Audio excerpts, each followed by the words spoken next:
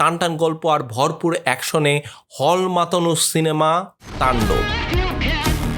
তাণ্ডব সিনেমাটার অভিনয় নিয়ে যদি বলি তাহলে সাকিবিয়ানদের গালি খাওয়া আমার কপালে একদম কনফার্ম। হোয়াট?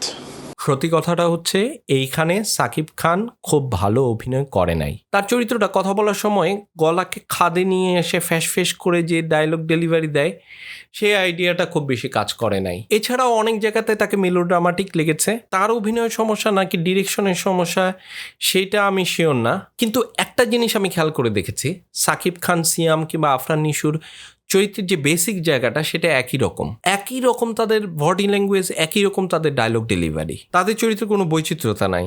সবাইকে কেন এরকম সাইকোপ্যাথের মতো আচরণ করতে হবে কিংবা এই উন্মাদের মতো ডায়লগ দিতে হবে সেটা আমার কাছে পরিষ্কার না। চরিত্র নির্মাণে এই ধরনের অসঙ্গতি আমরা তাণ্ডব সিনেমাটাতে পাই।